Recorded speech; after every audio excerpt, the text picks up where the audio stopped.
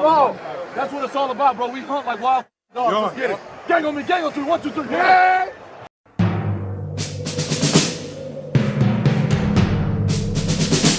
The autumn wind is a pirate,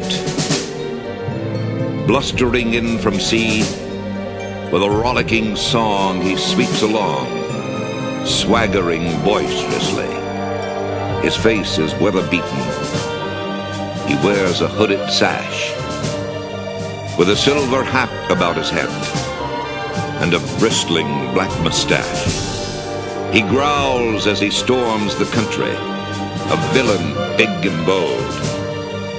And the trees all shake and quiver and quake as he robs them of their gold. The autumn wind is a raider, pillaging just for fun. He'll knock you round and upside down and laugh when he's conquered and won.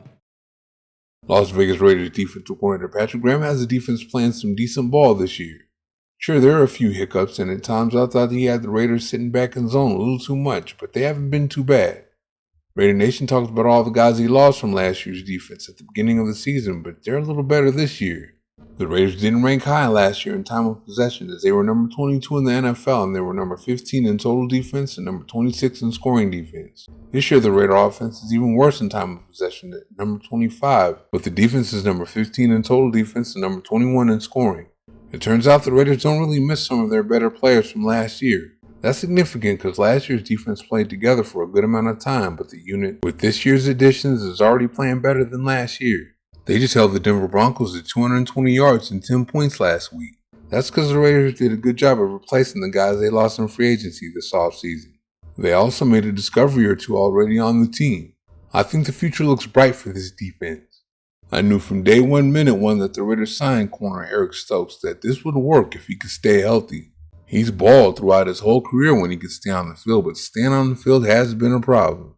It hasn't been too much of a problem for the Raiders as he's only missed one game and he's been the Raiders' best corner. And yes, he's much better than Jacorian Bennett, the Raiders' best corner last year when the Raiders traded to the Philadelphia Eagles earlier this season.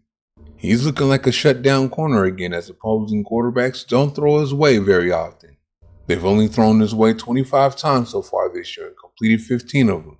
That's 60% for 153 yards and 1 touchdown, while he's still looking for his first interception as a Raider. So he's on pace to give up a little over 300 yards this year and 2 touchdowns. He's a perfect fit for head coach Pete Carroll's cover 1, cover 3 press bail scheme.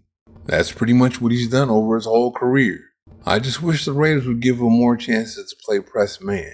All he needs is for someone on the other side to emerge. Alright, here we have Devin White versus Robert Spillane.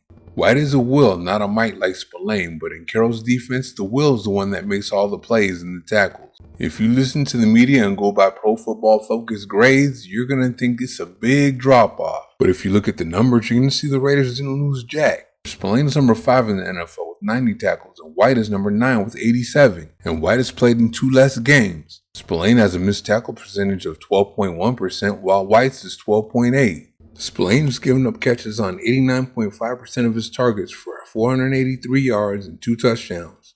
White has given up catches on 76.45% of his targets for 287 yards and no touchdowns. So can you tell me why Spillane's coverage grade of 69.6 is so much better than White's at 44.5? In man coverage, quarterbacks have completed 100% of their passes on Spillane for 64 yards and 2 touchdowns. White hasn't been thrown at in man coverage yet. Does that sound like Spillane's better to you? This one is more of a future thing to me, but I want to see more of Darian Porter now. I know Caillou Blue Kelly had a couple of interceptions in the last game, and he's all in up and up right now, but he's giving up too much in the way of catches and yards. There are only 2 games that you can really say Kelly played well and looked like he should be the starter. Therefore, to me, it would be better to let the rookie go in there and get some experience. In his first start, Porter looked like he might be the Raiders' best corner, but he's a rookie. After he flashed, he faltered, and Stokes is still the guy, but still. When you have a rookie that's shown what he can do, you let him go in there and develop. Kelly has gotten better lately, but how much better would Porter have gotten by now? At 6'3", 200 pounds, with vines for arms and 4'3" wheels, he's a converted receiver with good hands, so Porter has loads of talent. Carroll said he reminds him of Richard Sherman, who was also a converted receiver in college. Again, I want to see more now because I don't think Kelly's a good reason to keep Porter from going in there and taking his lumps and learning. I think he has a bright future regardless, though. Edge rusher Max Crosby's posting in the help wanted ads every day. He needs help rushing the passer. Malcolm Kuntz isn't fully back from his torn ACL yet, so maybe next year for him. Or they might get an edge rusher next offseason. Tyree Wilson doesn't look like the light has come on for him in year 3. And of course, interior defensive lineman Christian Wilkins came up zesty, so he's gone. Therefore, Crosby hasn't gotten the help he needs this year. The help he is getting is coming from interior defensive lineman Jonah Laulu, who was cut by the Indianapolis Colts after he was drafted by them in the 7th round last year. I can't call him a good or even swap for Wilkins, but he is developing, and while doing so, he's second on the team in sacks with 4 and pressures with 17. At 6'5", 295 pounds, Laulu has some gifts. He has a quick get-off and athleticism to create instant penetration. He also has good length for an interior guy and a hell of a spin move. If the Raiders can continue to develop him, they might have something. His position coach Rob Leonard's one of the best in the business, so my money's on them. Many thought the Raiders were really going to miss strong safety Trayvon Merrick when he left in free agency. I was actually one of them at first, but liked what I saw when I saw Jeremy Chinn, who took his place. He's actually very similar to Merrick. They're both Swiss Army knives. I think Chinn's a little more of a hitter though. If you look at the numbers, they're similar. Merrick has 62 tackles, 9 for a loss.